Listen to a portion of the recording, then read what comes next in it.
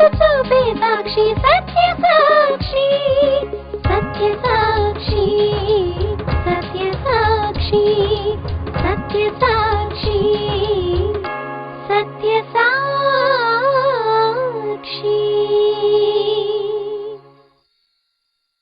సత్య సాక్షి అను మా TV కార్యక్రమమునకు ప్రేమపూర్వక ఆహ్వానము. Satya Sakshi.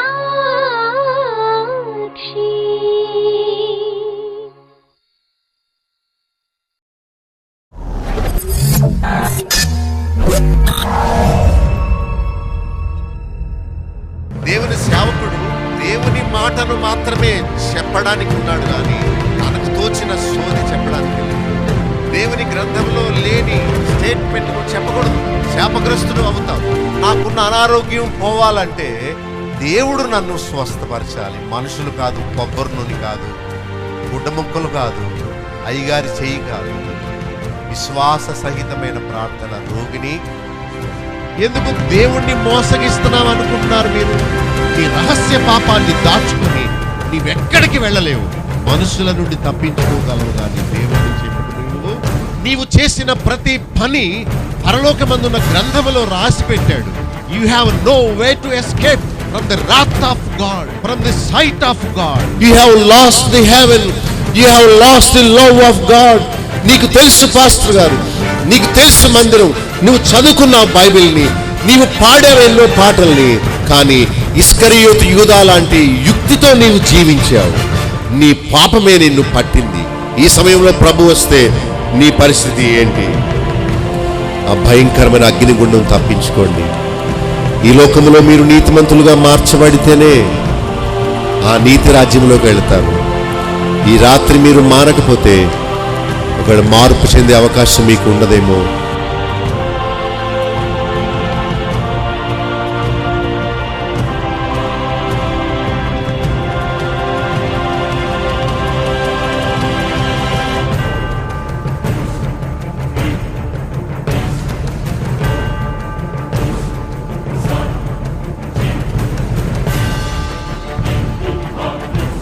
God centred ministry and man centred ministry. మనిషి ఘనపరచబడే పరిచర్య, దేవుడు ఘనపరచబడే పరిచర్య. దాన్ని మీరు చూడాలి. ఎక్కడ మనిషి ఘనపరచబడతాడో అక్కడ దేవుడు ఘనపరచబడడు. ఒక ప్రీచర్ చేసే ప్రసంగంలో ప్రజలను దేవుని వైపుకు మళ్ళిస్తున్నాడా లేక తన వైపుకు మళ్ళించుకుంటున్నాడా అనేది ప్రశ్నించాలి. మనము ఇష్టపడే ప్రసంగాలు మనల్ని ప్రభు వైపుకు నడిపించేవిగా ఉండాలని మనం కోరుకోవాలి. ఈరోజు మీకు చెప్పబోయే అంశము డోంట్ బీ డిసీవ్డ్, మోసపోవద్దు అనే ఒక అంశం గురించి మీతో మాట్లాడతాను. మోసపరచబడవద్దు. లోకమంతా మోసములతో నింపబడి ఉంది. ఎవరిని నమ్మే రోజులు కావివి. ఒక నోటు మనకిచ్చినప్పుడు అది ఫేక్ నోటో లేక మంచి నోటో అనేది చూసుకొని జేబులో పెట్టుకోవలసిన పరిస్థితులు. ఎవరిని నమ్మలేం. చివరికి కుటుంబ సభ్యులను కూడా నమ్మలేని రోజులు ఇవి. ఒక మ్యారేజ్ బ్యూరో ద్వారా ఒక మ్యాచ్ సెలెక్ట్ చేసుకున్నారు. పెండ్లి కూడా అయిపోయింది. అయిపోయిన 6 మాసాలకు తెలిసిందట వానికి 2వ పెళ్ళి అని. చూడండి మోసం అనేది ఎలా ఉంటుందో. ఈ మధ్యకాలంలో కొన్ని కంపెనీలు ఎత్తేసారు. మళ్ళీ క్రొత్త కంపెనీలు ఏవైనా వెలిస్తే వాటిని నమ్మొచ్చా అనే ప్రశ్నలు మన హృదయంలో ఉంటాయి. లోకంలోనే కాదు, భక్తిలో కూడా చాలామంది బోధకులు ప్రజలను మోసము చేయడమే వాళ్ళ వృత్తిగా పెట్టుకొని వాళ్ళను తప్పు మార్గంలో నడిపించడం మాత్రమే కాకుండా వారి వలన సొమ్ము చేసుకుంటున్నారు. ప్రజల యొక్క జేబులు చీళ్లు పడుతున్నాయి. వారికి డబ్బు సంపాదనే ముఖ్యం కానీ ప్రజల మార్పు, ప్రజలు దేవుని రాజ్యం ప్రవేశించడం కాదు. అందుకనే వారు తప్పిపోయి అనేకులను వారి కూడా తీసుకుని వెళ్ళిపోతూ ఉన్నారు. దేవుని వాక్యము సత్యమైంది, యథార్థమైంది. ఎందుకంటే రోమాపత్రిక 3:4 ప్రతి మనుష్యుడు అబద్ధికుడు కానీ దేవుడు సత్యవంతుడు అని రాయబడి ఉంది. అందరూ అబద్ధికులే. దేవుని వాక్యం ఒక్కటే సత్యమైంది. కొరింథీ 10:13 దేవుడు నమ్మదగినవాడు అని పౌలు చెప్తున్నాడు. ఈ లోకములో ఎంతటి జ్ఞానవంతులమని అనుకున్నప్పటికీ మనలను మోసపుచ్చే పరిస్థితులు లోకములో చాలా ఉంటాయి. సాతాను వలన, మనుషుల వలన, పాపము తెచ్చే భ్రమ వలన, తప్పు బోధకుల వలన, మన స్వంత మనస్సు వలన మనము భ్రమపరచబడి మోసంలో పడిపోతూ ఉంటాము. మత్తయి సువార్త 24:4 ప్రభువే ఈ విషయాన్ని స్వయంగా చెప్పాడు. ఏమని అంటే 4వ వచనంలో, ఎవడును మిమ్మును మోసపరచకుండా చూచుకొనుడి.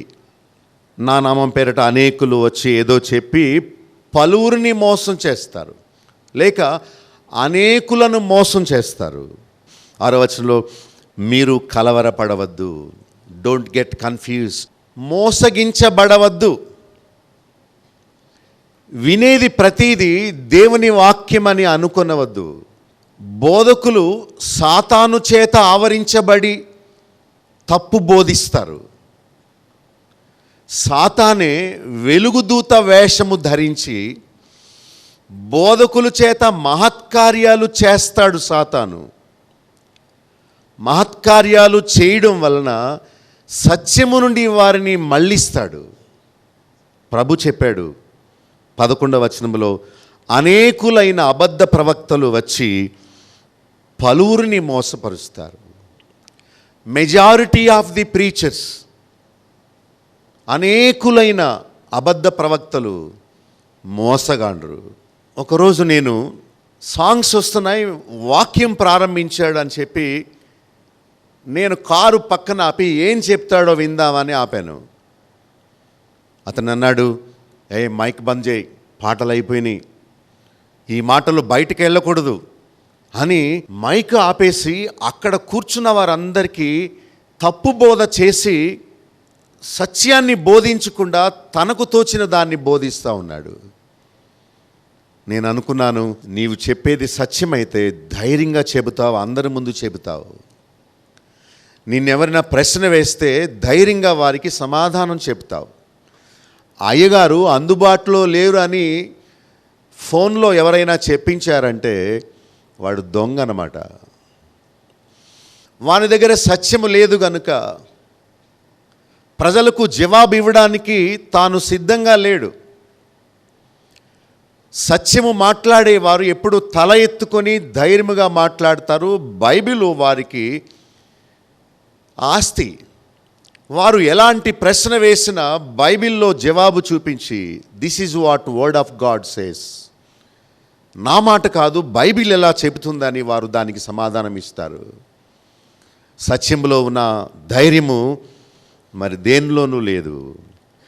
సామెతలు 14:12 ఒకని ఎదుట సరైనదిగా కనబడు మార్గము కలదు, అయితే తుదకు అది మరణమునకు త్రోవ తీయును. సెల్ఫ్ డిసెప్షన్ అంటే ఇదే.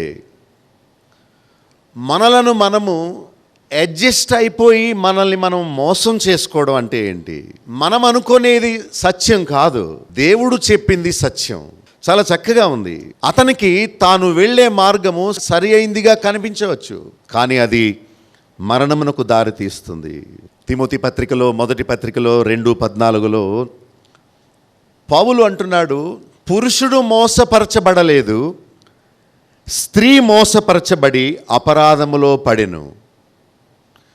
మోసగించబడేవాళ్ళు ఎవరంటే పిచ్చివాళ్ళు, అమాయకులు, జ్ఞానము లేనివారు, ఎదుర్కొనలేనివారు, ప్రతిదీ సత్యమని నమ్మేవారు.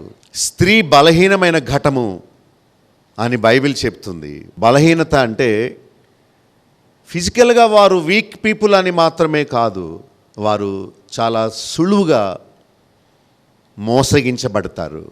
పురుషుడు అంత తేలికగా మోసపరచబడలేదు. That's what Bible says. స్త్రీ మోసపరచబడింది, అపరాధములో పడింది. పౌలు తీతుకు రాస్తూ 3:3లో మనము కూడా మునుపు అవివేకులము, అవిధేయులము, మోసపోయిన వారము, నానా విధములైన దురాశకును భోగములకును దాసులమై ఉన్నాము. హవ్వ మోసపరచబడి దేవుని ఆశీర్వాదము నుండి, దేవుని సన్నిధి నుండి దూరం అయిపోయింది. ఒకవేళ అలాంటి డిసెప్షన్లో మీరు కూడా పడిపోతారేమో, జాగ్రత్త అని బైబిల్ చెప్తుంది. దేవుని సన్నిధి మనల్ని మెళకువపరిచేదై ఉండాలి, మనకి వార్నింగ్ బెల్స్ ఇచ్చేదై ఉండాలి, మనల్ని మేలుకొలిపేదై ఉండాలి. పాపములో, అపరాధములో పడి దేవునికి, దేవుని ఆశీర్వాదాలకు దూరం అవ్వకుండానట్లు ప్రతి సందేశము మనల్ని మెలకు చేసేదై ఉండాలని దేవుడు కోరుతున్నాడు. సాతాను ఎప్పుడు నిద్రపోడు. వాడు గర్జించు సింహము వలె తిరుగుతూ ఉంటాడని బైబిల్ చెప్తుంది. మానవులైన మనకు రెస్ట్ అవసరం, కానీ దేవునికి రెస్ట్ అవసరం లేదు, సాతానుకు రెస్ట్ అవసరం లేదు. వాడు తిరుగుతూ ఎవరిని ఎలా మోసగించుదామా అని వాడు ప్లాన్స్ వేస్తుంటాడు. హవ్వ తర్వాత నెక్స్ట్ హిట్ లిస్ట్లో ఒకవేళ నువ్వు నేను ఉన్నామేమో, మనం మెలకుగా ఉండకపోతే మోసపరచబడతాము.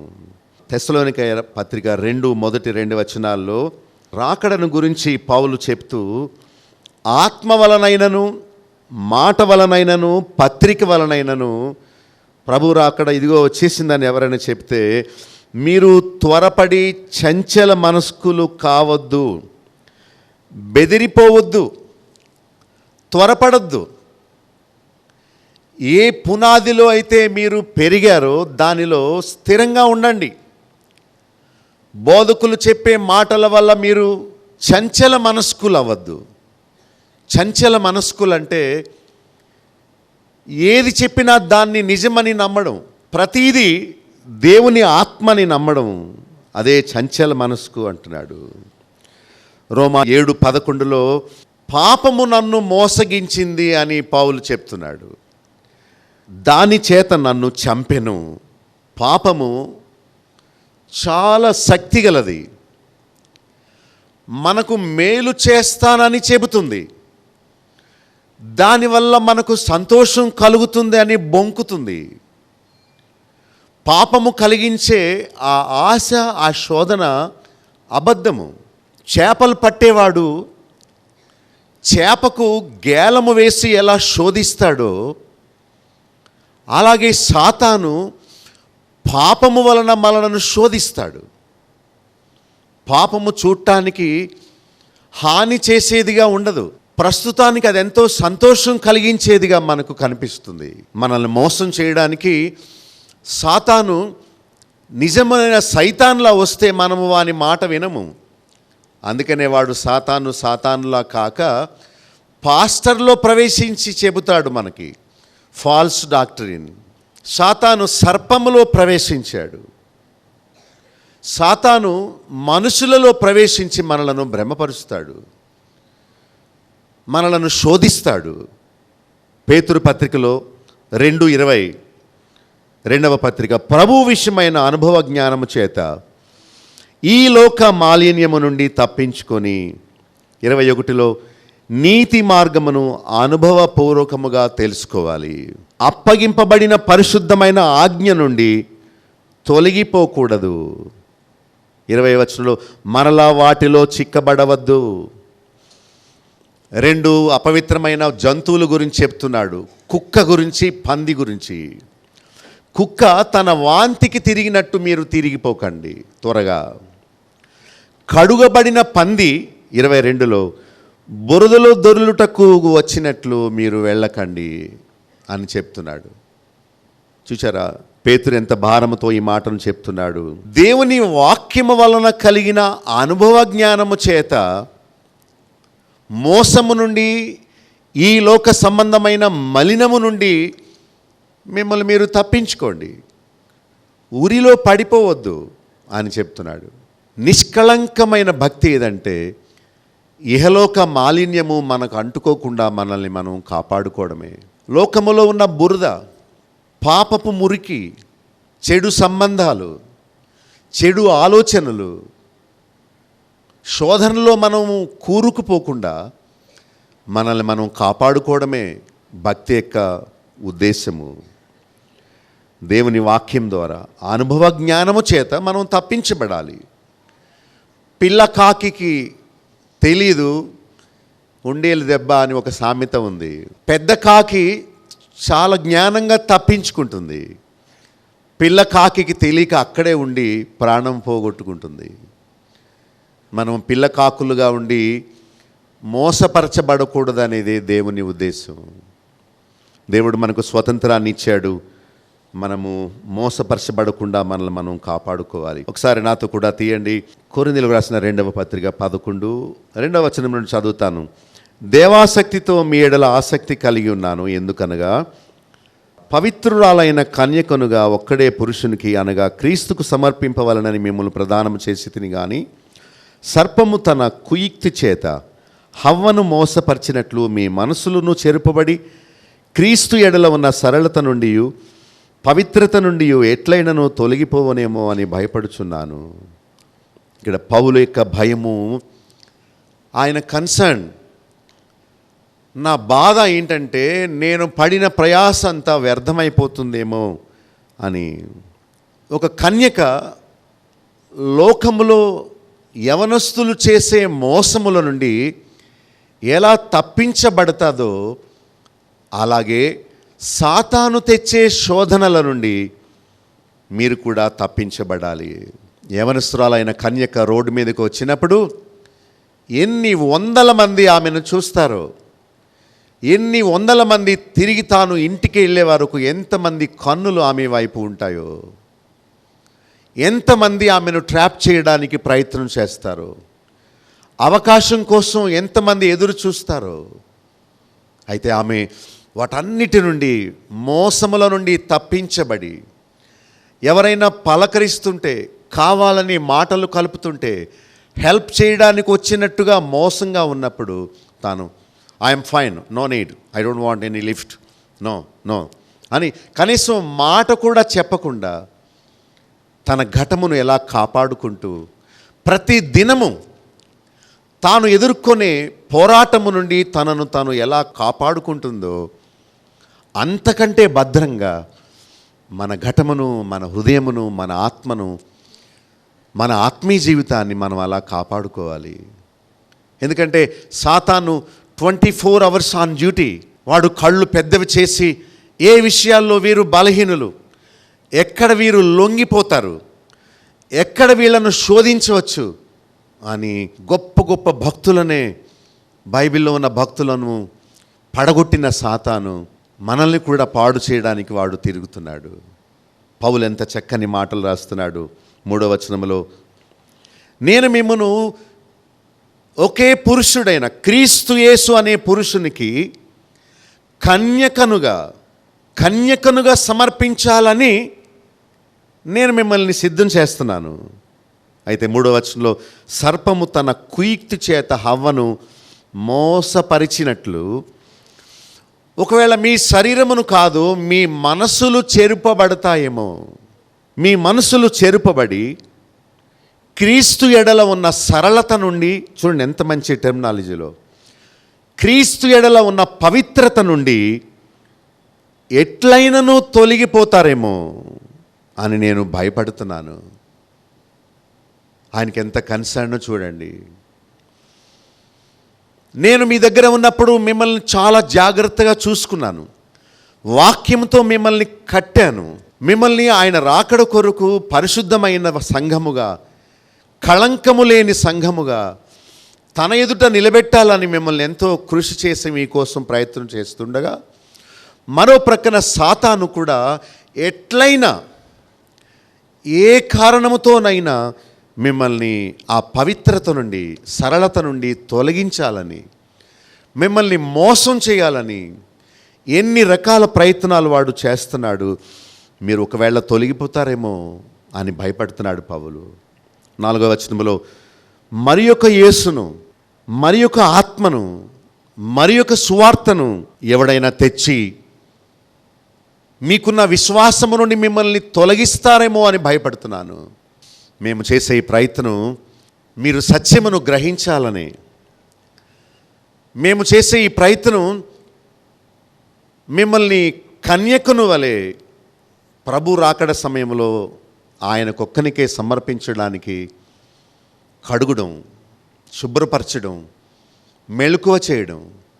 ఒక తల్లి బయటకు వెళ్ళే కుమార్తెకు, అమ్మ జాగ్రత్త, దొంగ వెధవల మాటలు నమ్మొద్దు, వాళ్ళు మోసం చేస్తారు వారి కోరిక తీర్చుకోవడానికి, జాగ్రత్త సుమి, ఎవరింటికి వెళ్ళొద్దు, ఎక్కడా ఒంటరిగా ఉండొద్దు, ఒంటరిగా ప్రయాణం చేయొద్దు అని ఎన్ని మెళకువలు తల్లి కుమార్తెకు చెబుతుందో, దైవ సేవకుడు కూడా విశ్వాసులు సాతాను యొక్క యుక్తిలో పడిపోకుండా ఉండాలని, తప్పు బోధకుల మాటలు విని వారి యొక్క ఉచ్చులో పడి ఏడవబడకుండా ఉండాలని భక్తుల వేదన, వారి ప్రార్థన, వారి యొక్క పాటు. ఇదే కొరింథీ పత్రికలో 12వ అధ్యాయంలో 20 నుండి 21 వచనాల్లో పాపముల జాబితా చెబుతున్నాడు. మీరు మారు మనసు పొందని అనేకుల గురించి తాను భయపడుతున్నాడు. నేను పడిన కష్టము వ్యర్థమైపోవును అని భయపడుతున్నాడు. గలతీ 4:9-10 వచనాల్లో ఒకవేళ మీరు ఆచారాల్లోనే ఉండిపోతారేమో అని పౌలు భయపడుతున్నాడు. తప్పు బోధకులు వచ్చి ఏం చేస్తారో అని భయం కాదు, అమాయకులైన విశ్వాసులు వాళ్ళ ఉచ్చులో పడి మోసగించబడతారేమో అని పౌలు భయం. ఆదికాండం 3:13లో అవ్వ దేవునితో చెప్తుంది ఏమనంటే, స్త్రీ అంటుంది, సర్పము నన్ను మోసపుచ్చినది అని. ఒకవేళ నువ్వు బయటకు వెళ్ళగొట్టబడి బయట నిలబడి ఆయనకు ఇలాంటి సమాధానం ఇవ్వడం దేవునికి నాకు ఇష్టం లేదు. ఎందుకు ఇలాగ అయిపోయావు? సత్యము తెలుసుండి ఎందుకు అబద్ధములో మోసములో పడిపోయావు? ఎందుకు ఈ పవిత్రత నుండి తప్పించబడ్డావు అనంటే, I don't know, Satan deceived me అని చెప్పడానికి వీల్లేదు. సాతాన్ ఎవరో, వాడు చేసే మోసం ఎలాంటిదో, తప్పు బోధకులు ఎవరో, వారు చేసే మోసం ఎలాంటిదో, లోకము దాని భ్రమలు ఎలాంటివో, పాపము ఏ విధంగా శోధిస్తుందో, ఇవన్నీ మనం తెలుసుకుంటే మనం సులువుగా వాని ఉచ్చులో పడలేము, మనల్ని మనం కాపాడుకోగలము. ఎఫెసీ 6:11లో మీరు అపవాది యొక్క తంత్రములను ఎదిరించుటకు శక్తి గలవారు అవ్వాలి అంటున్నాడు. అపవాది మనకంటే జ్ఞానవంతుడు. వాని తంత్రములు, వాని యుక్తి, మోసకరమైన వాని ఆలోచనలు మీరు తెలుసుకోవాలి, వానిని ఎదిరించాలి. యాకోబు 4:7లో కూడా అపవాదిని ఎదిరించుడి, అప్పుడు వాడు మీ యొద్ద నుండి పారిపోవును. ఈ ఆలోచన సాతాను తెచ్చేది అనుకున్నప్పుడు మనం వెంటనే సాతాన పో అని వాడిని ఎదిరించగలగాలి. వాడు తెచ్చే శోధనలు, వాడు ఇచ్చే ఆలోచనలలో మనం కలిసిపోతే వాడు మనలోనే తిష్ట వేసుకుని కూర్చుంటాడు. యేసు ప్రభుని నమ్మకం ముందు సాతాను లోపల ఉండి మనల్ని పాడు చేసేవాడు. విశ్వాసులమైన తర్వాత వాడు బయట ఉండి మాత్రమే మనల్ని శోధిస్తూ ఉంటాడు. వాని తంత్రాలు నీవు గుర్తించావా?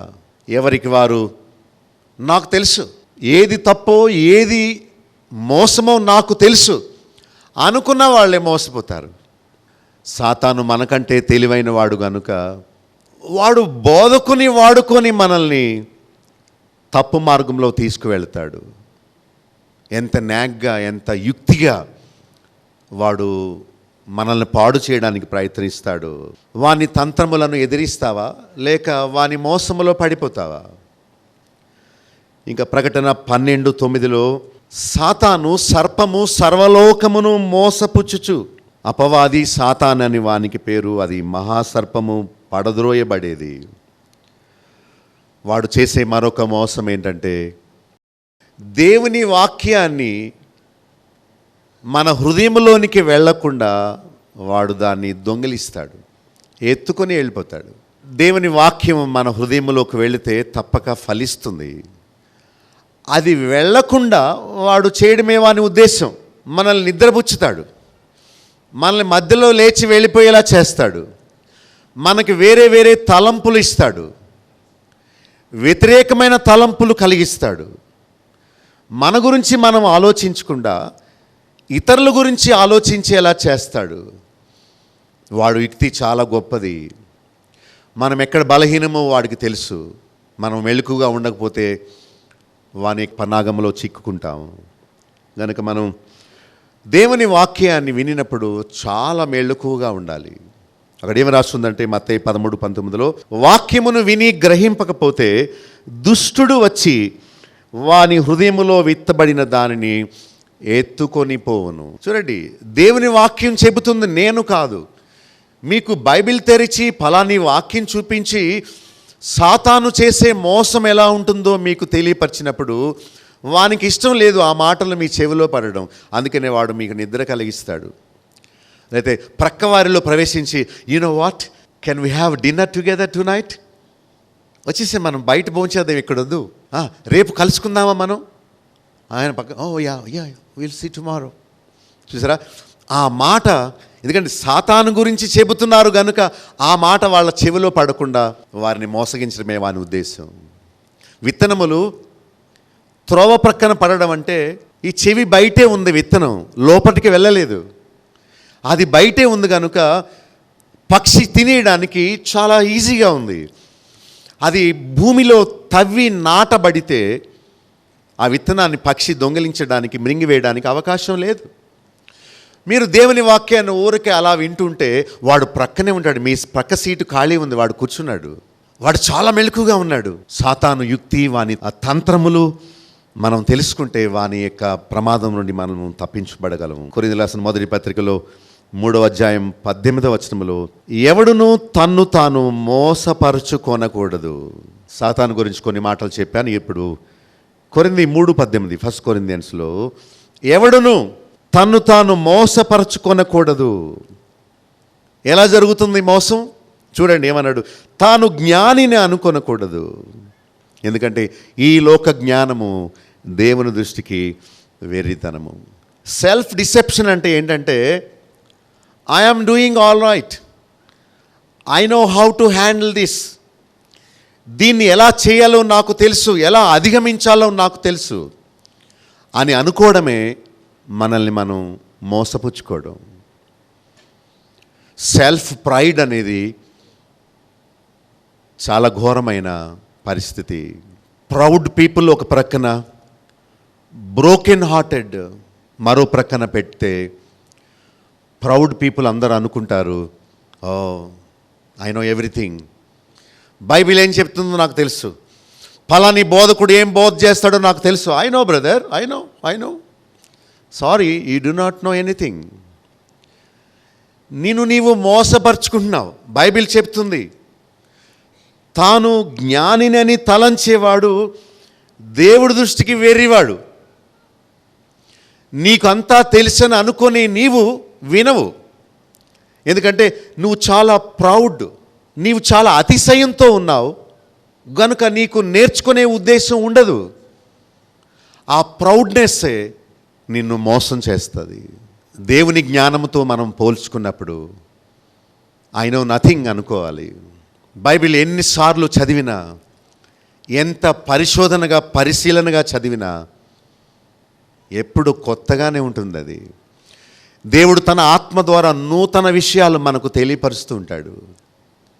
చాలామంది బైబిల్ చదువుటలో ఆనందించరు, టీవీ సీరియల్స్లో, లోక న్యూస్లో, మూవీస్లో ఆనందిస్తారు. వాళ్ళు అజ్ఞానులు, వారు జ్ఞానులు కాదు. ద్వితీయోపదేశకాండం 11:16లో, మీ హృదయము మాయలలో చిక్కబడి త్రోవ విడిచిపెడతారేమో జాగ్రత్త పడండి అని దేవుడు ఆజ్ఞాపిస్తున్నాడు. పతనం అవ్వడానికి కారణం కొన్నిసార్లు సాతాను కాదు, మనమే. అందుకనే తన స్వకీయ దురాశల చేత ఏడ్వబడి మరలు కోల్పబడతాడు. అన్ని విషయాలకి మనం సాతాన్ని బ్లేమ్ చేయలేం. మన పతనానికి మనమే కారకులం అవుతాము. మనము మోసపరచబడడానికి మనమే కారకులు అవుతాం. మీ హృదయము ఒకవేళ మాయలలో చిక్కి త్రోవ విడిచిపెడతారేమో జాగ్రత్త అని చెప్తున్నాడు. ప్రతినిత్యం మనం మెలకుగా ఉండకపోతే మనం పడిపోతాం. ఒక బోధకుడు అంటున్నాడు, మనం రక్షింపబడిపోయాం, నీతిమంతులం అయిపోయాం, ఇక డ్యాన్స్ చేద్దాం చాలు అంటున్నాడు. నో, బైబిల్ చెప్తుంది, తాను నిలుచుచున్నానని తలంచు వాడు పడిపోకుండానట్లు జాగ్రత్త పడాలి. ఈరోజు బాగానే ఉంది, రేపు పడిపోతానేమో, ఎల్లుండి పడిపోతానేమో. బాగా ఉన్నానని తలంచుకునేవాడే త్వరగా పడిపోవడానికి అవకాశాలు ఎక్కువ. లూకా 18లో ప్రభు ఒక అందమైన ఉపమానాన్ని చెప్పాడు. తామే నీతిమంతులం అనుకొని ఇతరులను తృణీకరించే వారి గురించి చెప్తున్నాడు. మనల్ని మనం మోసం చేసుకోవడం అంటే ఏంటంటే, నేను చేసే మత సంబంధమైన ఆచారాల వల్ల నేను నీతిమంతుడిని అవుతాను అనుకోవడమే మనల్ని మనం మోసగించుకోవడం.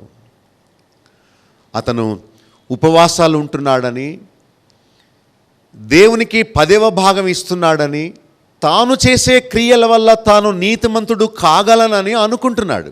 ప్రార్థన కూడా తాను బయటకు చేయడం లేదు, తనలో తాను అనుకుంటున్నాడు. అదే సెల్ఫ్ డిసెప్షన్ అంటే, మనల్ని మనం మోసగించుకోవడం అంటే. బైబిల్ అంతా ఒక మాటలో చెప్పాలంటే, నీవు అనుకోనేది కాదు, దేవుడు చెప్పిన దాన్ని అనుసరిద్దాం.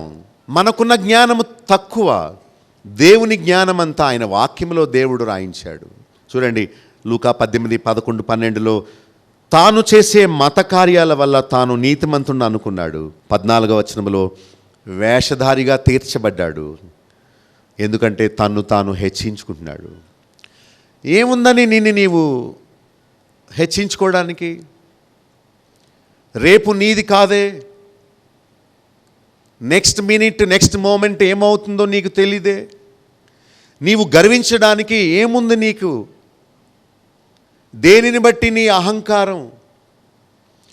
అహంకారం అనేది, గర్వం అనేది సాతాను తెచ్చేదని మనం తెలుసుకోవాలి. జ్ఞానవంతులు ఎప్పుడూ హంబుల్గా ఉంటారు, అజ్ఞానులే అహంకారంతో ఉంటారు.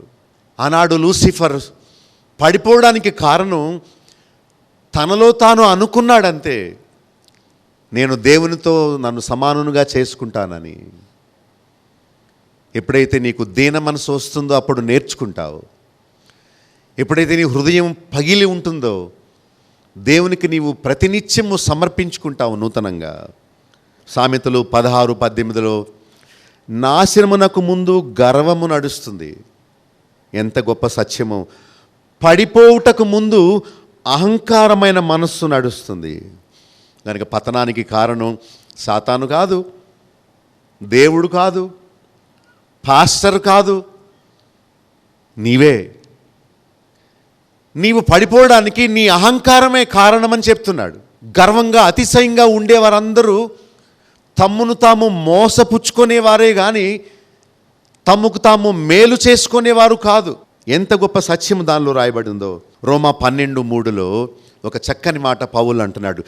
చూడండి, చదువుతాను. తన్ను తాను ఎంచుకొనదగిన దానికంటే ఎక్కువగా ఎంచుకోవద్దు. నీకున్న డబ్బు దేవుడి దృష్టిలో మురికి గుడ్డ. నీవు చేసే దీర్ఘ ప్రార్థనలు, నీవు నీ చర్చిలో చేసే పెత్తనము దేవుడు అసహించుకునే పని.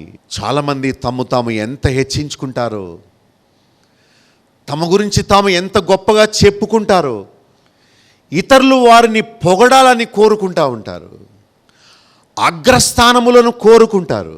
వారిని రెవరెండ్ అని పిలవకపోతే వారికి మనశ్శాంతి ఉండదు. వారిని పిలిచి వారికి శాలువా కప్పి వారికి దండలు వేయకపోతే వారికి శాంతి ఉండదు. వారిని నెగ్లెక్ట్ చేస్తే ఎంత అవమానంగా వారు ఫీల్ అవుతారు. వారు ఉండరు ఆ స్థానంలో. వాళ్ళు ఎంత అహంకారులో. అలా చేయొద్దు. నిన్ను నీవు ఎక్కువగా ఎంచుకొనవద్దు. యోహాను రాసిన మొదటి పత్రిక 1:8లో మనము పాపము లేని వారమని చెప్పుకుంటే మనల్ని మనమే మోసపుచ్చుకుంటాం. ఈ మాటలు మనం చదివేవే, కానీ క్రొత్త కోణములో ఆలోచిద్దాం. ఇక్కడున్న వాళ్ళలో పాపము లేని వారు ఎవరు చేయి చూపించండి అంటే ఏ ఒక్కరూ చూపించరు. ఎందుకంటే వాళ్ళకు తెలుసు వాళ్ళు పాపులని. అయితే కొందరి బోధలు వారి యొక్క స్వనీతిని తెలియపరుస్తాయి. వారు చేసే పనుల వల్ల పబ్లిక్ లైఫ్ ఎంతో ప్యూరిటీతో, యథార్థంగా, ట్రాన్స్పరెంట్గా ఉన్నట్టు వాళ్ళు ప్రజలకు చూపించుకోవడానికి వాళ్ళు చాలా పాటుపడతారు. ఘనత కోసం పరుగులు తీస్తారు, ఏవేవో ప్రయత్నాలు చేస్తారు. వాళ్ళు చెప్పుకుంటారు వారు సిన్లెస్ అని. వారు చెప్పుకుంటారు నేను కడగబడ్డాను, నీతిమంతుణ్ణి అయిపోయాను అని. బైబిల్ చెప్తుంది మనము పాపము లేని వారమని చెప్పుకుంటే మనలను మనమే మోసపరుచుకుంటాం. మనము క్షమించబడిన పాపులము, మారు మనసు పొందిన పాపులమే కానీ మారు మనసు పొందిన నీతిమంతులము కాము. We are still sinners. Why? Because we are struggling with sin each moment of our lives. మనలో ఇంకా పరిపూర్ణత రాలేదు, పరిపూర్ణతకు ఎదుగుతున్నాం. నేను పరిపూర్ణను అయిపోయాను అనుకున్నవాడు ఇంకేమి నేర్చుకోడు. కడుగబడడానికి కూడా ఆశించడు. ఇతరుల్ని కడగడానికి చూస్తాడు కానీ తనను తాను కడుక్కోడు. సెల్ఫ్ డిసెప్షన్ అంటే ఇదే. మనలో ఎవ్వరు ఎప్పుడు నేను పాపం లేనివాడిని అని చెప్పుకోవద్దు. మీరు అలా తలంచారంటే ప్రభువుకి మీతో ఏం పని లేదు. మీరు ఫారిసీస్ అన్నమాట, శాస్త్రులు, పరిసయ్యులు అన్నమాట. యోహాను అన్నాడు, మరియు మనలో సత్యము ఉండదు, మనల్ని మనమే మోసపుచ్చుకుంటాము. ఇంకొక సెల్ఫ్ డిసెప్షన్ ఇంకొకటి ఏంటంటే యాకోబు 1:22 మీరు వినువారు మాత్రమై ఉండి వాక్య ప్రకారము మీరు ప్రవర్తింపని వారైతే మిమ్మును మీరే మోసపుచ్చుకుంటున్నారు. ఎంత చక్కని మాటలో ఇవన్నీ బైబిల్లో ఉన్నాయి. కేవలము విని ఆ ప్రకారం మీరు చేయకపోతే, ఆ ప్రకారం మీరు ప్రవర్తింపని వారైతే మిమ్మల్ని మీరే మోసపుచ్చుకుంటారు. చెవులు గలవాడు వినుగాక.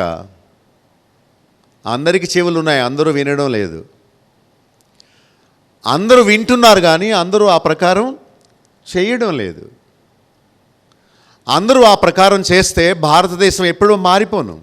ఇంకా 2%, 3%లో ఉండదు క్రిస్టియన్ పాపులేషన్.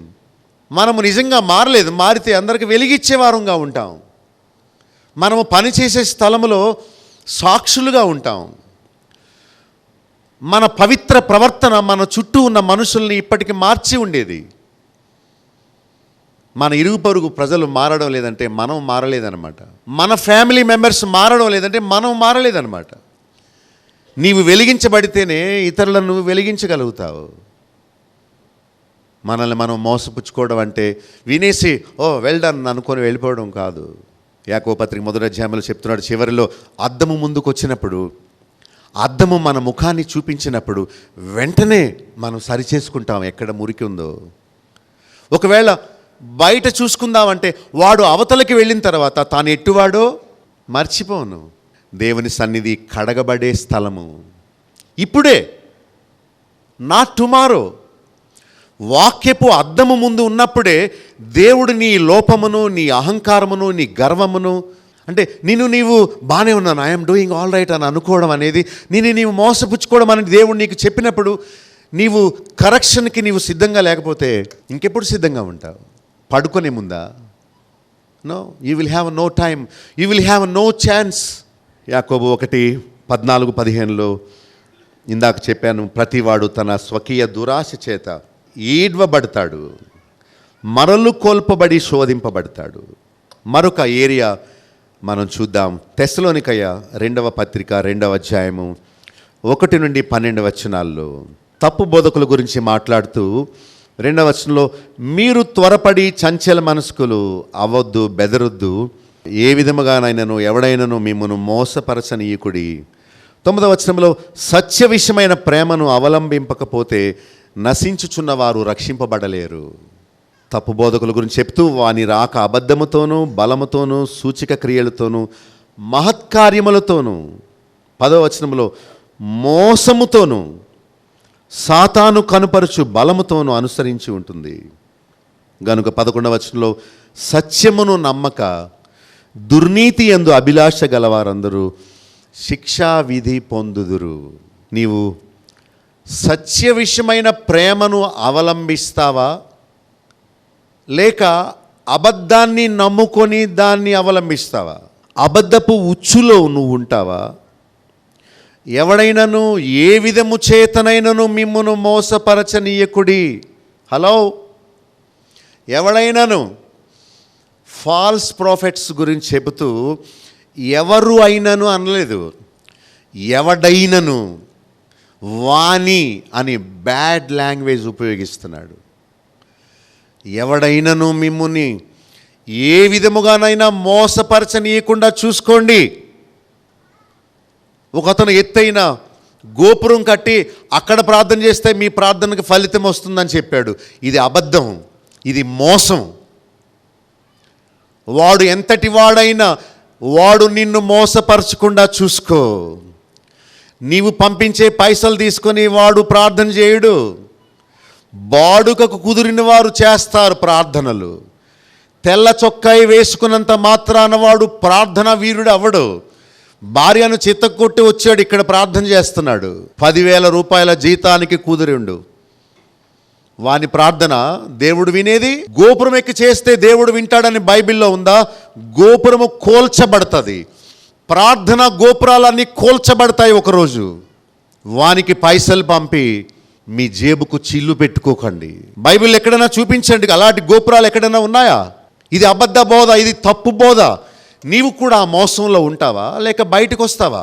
ఎవడైనను ఎలాగైనను ఈ మధ్య కాలంలో అభిషేకం అనే మాటతో ప్రజల్ని మోసపుచ్చుతున్నారు.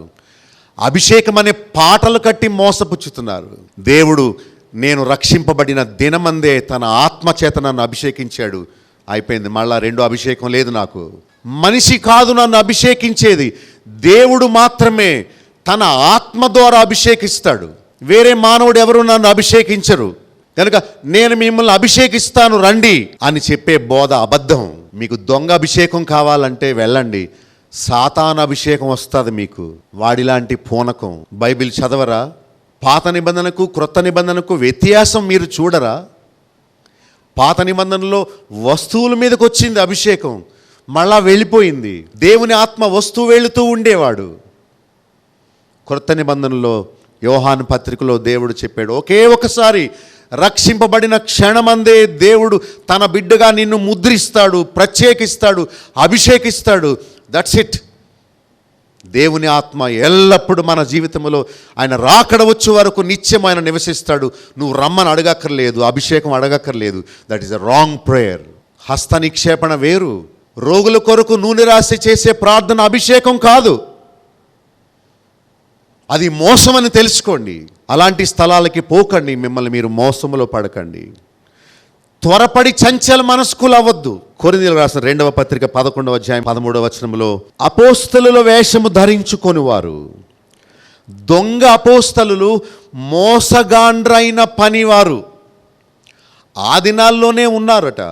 ఎఫెసీ 5:6లో వ్యర్థమైన మాటల వలన ఎవడునూ మిమ్ము మోసపరచనీయకుడి. 7వ వచనంలో అట్టి వారితో మీరు పాలివారై ఉండకుడి. వ్యర్థమైన మాటలు. మీకు సోదె కావాలా, కథలు కావాలా, దొంగ సాక్ష్యాలు కావాలా, వ్యర్థమైన విస్తారమైన పాటలు కావాలా, లేక దేవుని వాక్యం కావాలా? మిమ్మల్ని ఎమోషనల్గా నవ్వించి ఆనందింపచేసి ఉద్రేకపరిచే బోధలతో మీరు మోసపరచబడవద్దు. స్పష్టంగా చెప్తున్నాడు, వ్యర్థమైన మాటల వలన ఎవడును మిమ్మును మోసపరచనీయకుడి.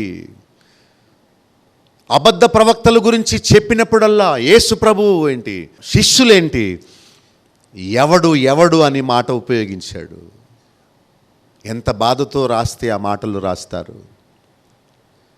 వ్యర్థమైన మాటలేవో దేవుని వాక్యమేదో, ఆ డిఫరెన్స్ మీరు ఇప్పటికైనా తెలుసుకున్నారా? తెలుసుకుంటే మీ సమయాన్ని, మీ చెవులను, మీ హృదయాన్ని కేవలం వాక్యం కొరకు వెచ్చిస్తారు. నేను మోసపరచబడను అనుకున్నప్పుడు దేవుని వాక్యాన్ని వివరించే దైవ సేవకుల దగ్గరికి వెళ్తావు, కానీ సెల్ఫ్ ప్రమోటెడ్ ప్రీచర్స్ దగ్గరికి నువ్వు వెళ్ళవు. నేను అక్కడికి పోను, అక్కడ దేవుని వాక్యం లేదు. అని నీవు ఆ స్థలాన్ని అసహించుకుంటావు. తెస్సలోనికి పత్రిక 2:13 మీరు దేవుని గూర్చిన వర్తమాన వాక్యము మా వలన అంగీకరించినప్పుడు అది మనుషుల వలన కలిగినదని ఎంచక నిజముగా దేవుని వాక్యమని దానిని అంగీకరించారు.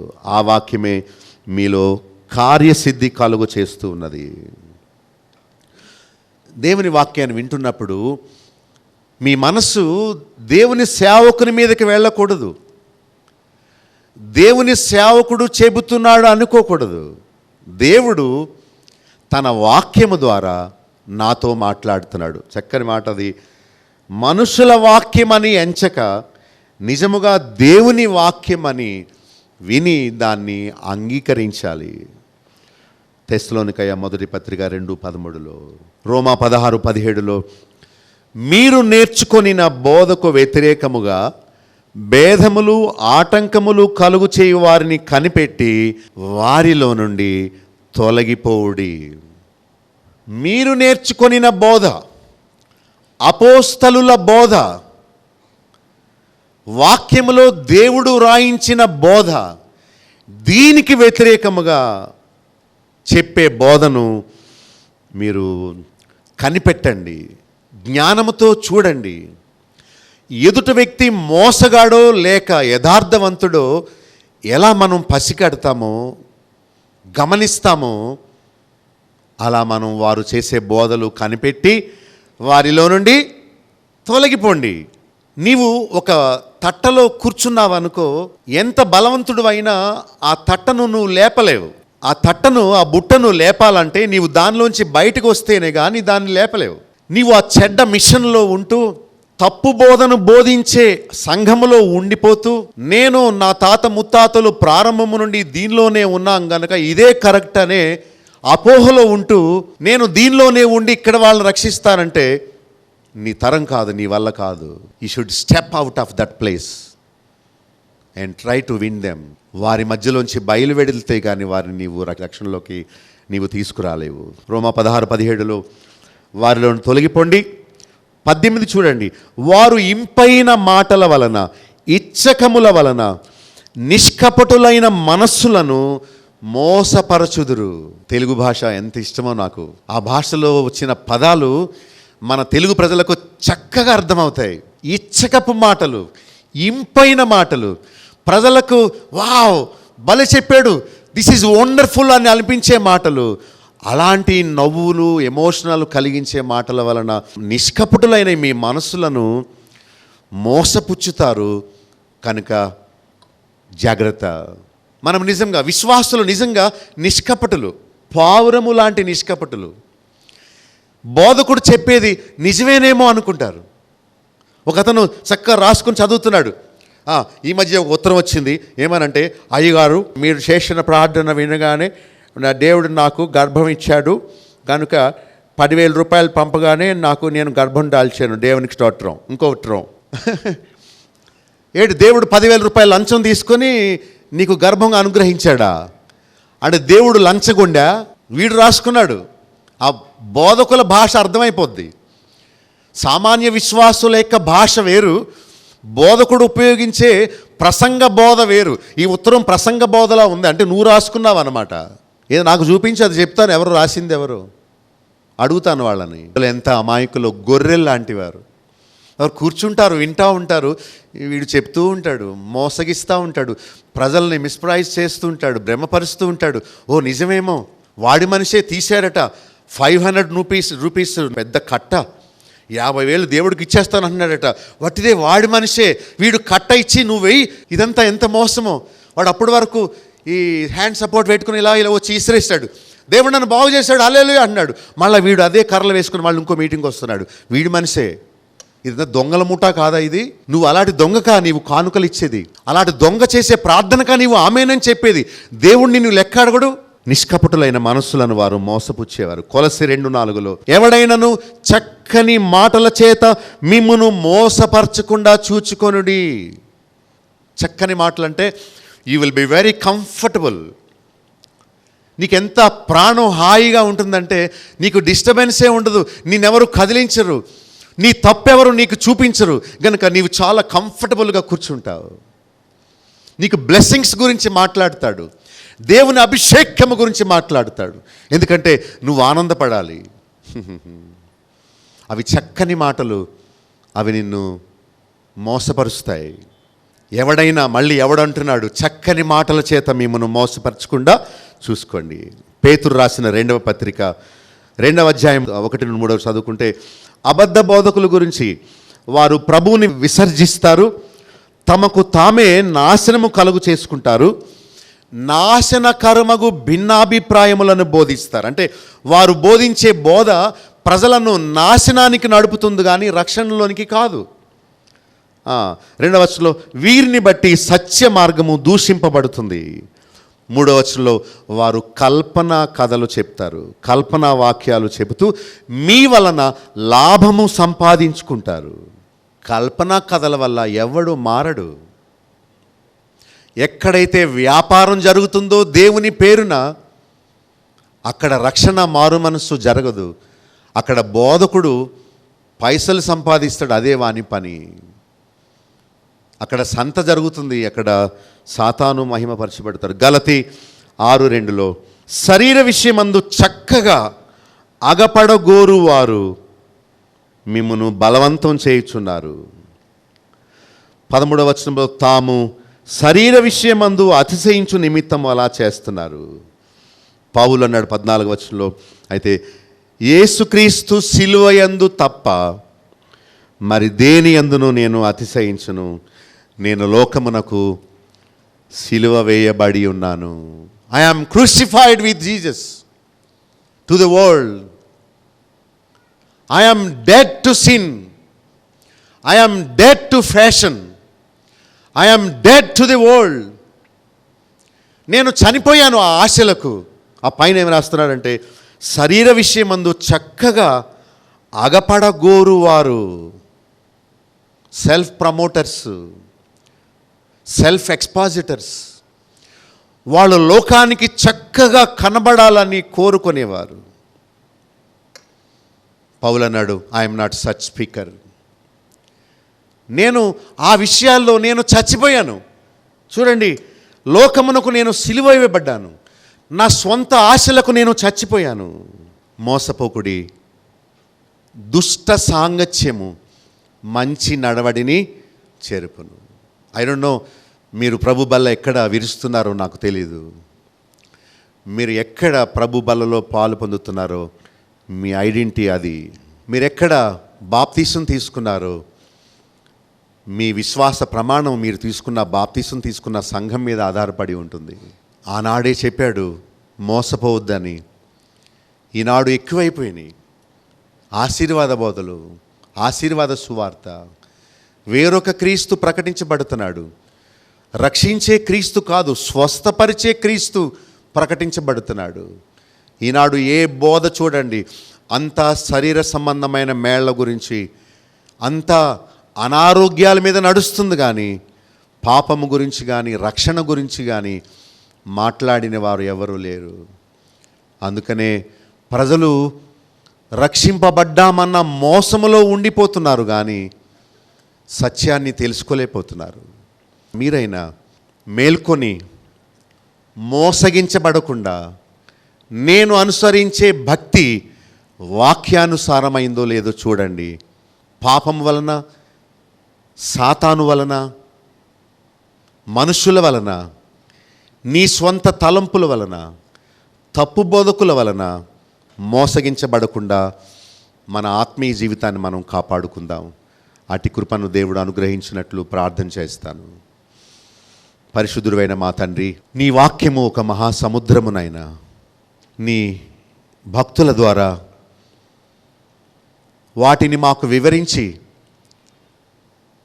ఈ లోకములో ఉన్న మోసములో మేము పడకుండా, తద్వారా నరకాగ్ని గుండానికి పోకుండా మమ్మల్ని హెచ్చరించినందుకు నీకు స్తోత్రాలు. నీ వాక్యమే, నీ గ్రంథమే మాకు లేకపోతే మమ్మల్ని మేము సరిచేసుకోవడానికి అవకాశమే లేదు. ఈ లోకములోని మనుషులు, బోధకులు, సాతాను, లోకము దాని ఆశలు మమ్మల్ని ఏ విధముగానైనా తొలగించడానికి ప్రయత్నం చేస్తాయి.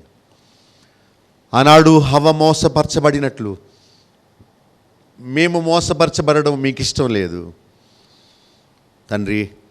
మమ్మల్ని మెలుకు చేసినందుకు స్తోత్రాలు. చెప్పబడిన వాక్యాలు మా హృదయంలో ఫలింపు చేసి సాతాను యొక్క యుక్తి నుండి, వాని యొక్క తంత్రముల నుండి మమ్మల్ని మీరే తప్పించి సత్యంలో నిలబెట్టి నీకు ప్రియమైన బిడ్డలుగా మమ్మల్ని స్థిరపరిచి నీ రాకడ కొరకు మమ్మల్ని మీరే ఆయత్తపరచవలసిందని యేసు నామములో ప్రార్థించి వేడుకొనుచున్నాం తండ్రి. ఆమేన్. మా చిరునామా బాబులోక్ గండి, chairman, Bethel assembly, Nallajerla. Pin code 534112, పశ్చిమ గోదావరి జిల్లా, ఆంధ్రప్రదేశ్. మా ఫోన్ నంబర్స్ 088818277333. మా సెల్ నెంబర్ 9440111250. మరొక సెల్ నెంబర్ 9000000803. మా ఈమెయిల్ ఐడి satysakshiTV@gmail.com. మా వెబ్సైట్ www.bethelassembly.net.